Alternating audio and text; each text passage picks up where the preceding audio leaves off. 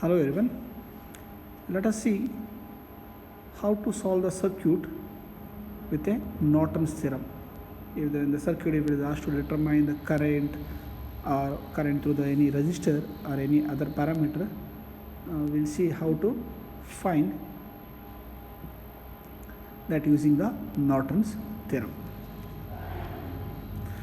Let's take a simple circuit. So with respect to this electrical circuit analysis, I will draw a very simple circuit where I can make use to find the current in the circuit. So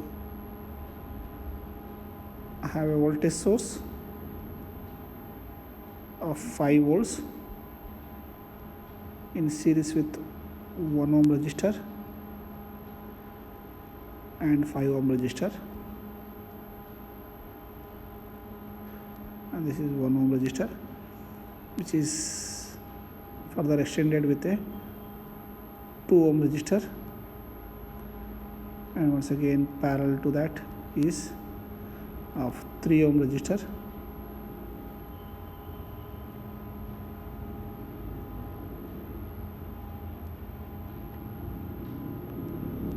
and we have one current source which is shown with the upward direction 2 amps, and this is 4 ohms. So this is a circuit which is given where I need to find the current I, which is shown here across the 5 ohm resistor. So before solving this, I will just make a notation. So where I want to find the current, I'll give name it as A and B. So I need to find the current in the branch A and B. So to find this, I need to short circuit the 5 ohm resistor across which the current need to be determined. So where I want to find the current into this resistor, I will short circuit that and I will read the circuit.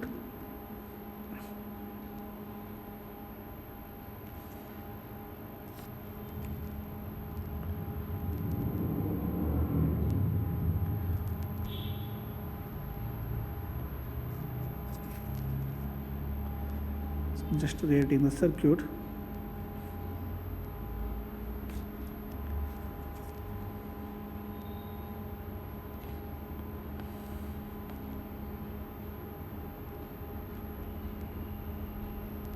So this is 3 ohms, this is 4 ohms, this is 2 amps current source with the upward direction, and this is 5 volt resistor or voltage source, 1 ohm resistor, and this is 2 ohm resistor, and this is a terminal A and B here I have. So I'm gonna short this. I'm shorting the terminal A and B. So after this, I will assume the directions of loop current. So first I will take this as I1 and this as I2, I3. So you can assume the direction if it is not given as per your wish, and you can solve the problem. So here, looking into the circuit, I can say that the current in the loop 3, the current I3 is equal to minus 2 amps, because I3 is going opposite to the 2 amp current source. It will be I3 equal to minus 2 amps. So let us apply KVL for the loop 1. KVL for loop 1. So where I have a voltage source 5 volts, okay, that is equal to I1 into 1. So I1 is equal to 5 amps. So from this I am getting I1 is equal to 5 amps, and from the figure I got already I3 is equal to minus 2 amps. So let's apply the KVL for second loop now. KVL for loop 2, which will be of 2 into I2. So I'm taking this one, 2 into I2 plus 3 into I2, 3 into I2. There is one more current coming opposite, that is I3. So minus 3 into I3 equal to 0. If I simplify this, I will get I2, it will be 5I2 minus 3I3 equal to 0. So we know that I3 is minus 2 amps. I will substitute for that. 5 into I2 minus 3 into minus 2 equal to 0. So therefore I2 will be equal to minus 6 divided by 5, which is minus 1.2 amps. So I know the current I2, I know the current I1. So obviously the current flowing this here it will be, or if I take it as I will be equal to I1 minus I2, the current flowing through the terminal AB. So current through the terminal AB will be equal to, this is also equal to IN, that is my Norton's current, because I am using a Norton's theorem here. So that will be I1 minus I2. So I1 minus I2 will give us 6.2 amps. So next I need to find the equivalent resistance of the circuit. So to find that I need to short the voltage source. To find Rn, I need to short the voltage source, right? After shorting that I will get 1 ohm resistor and 2 ohm resistor, right?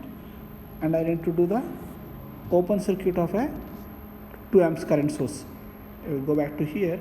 This I will show here. I am shorting this voltage source, right?